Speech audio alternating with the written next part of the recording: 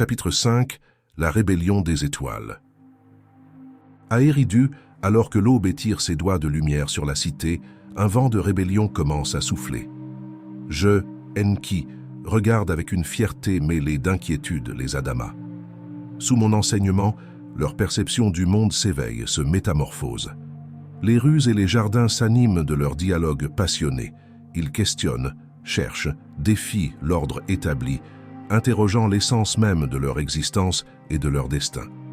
Du haut de son observatoire, Enlil, mon frère, observe cette transformation avec une inquiétude croissante. L'ordre qu'il a si méticuleusement instauré vacille sous le poids de cette soif de connaissance. Je le vois convoquer un conseil urgent des Anunnaki, son visage un masque de détermination. Il considère cet éveil comme une révolte naissante, une menace qu'il doit contenir à tout prix. Moi, Enki, je me tiens parmi les Adamas, devenu leur mentor, leur guide vers un monde plus large.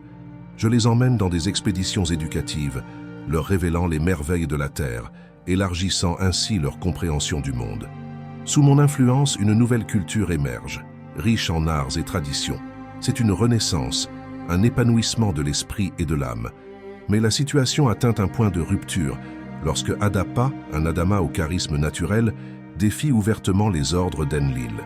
Il refuse de retourner dans les mines, réclamant une participation équitable dans les décisions qui influencent leur vie.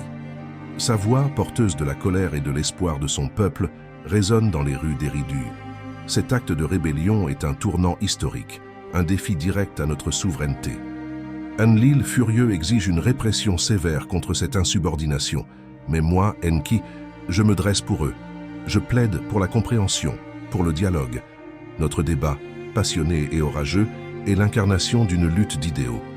Le contrôle face à la liberté, l'ordre face à l'exploration. L'apogée de cette crise se produit lors d'une assemblée publique dans les jardins verdoyants d'Eridu. Les Adamas, debout, dignes et résolus, partagent leurs espoirs et rêves.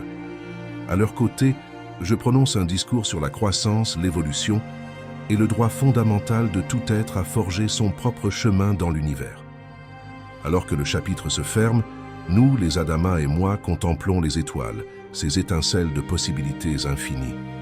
Sous le ciel nocturne étoilé, je ressens un mélange de fierté et d'anxiété. Les étoiles, témoins silencieux de notre lutte, semblent murmurer à la fois des promesses et des avertissements. Le destin des Adamas, tissé dans le grand récit cosmique, est désormais en marche, un chemin incertain pavé d'espoir et de défis.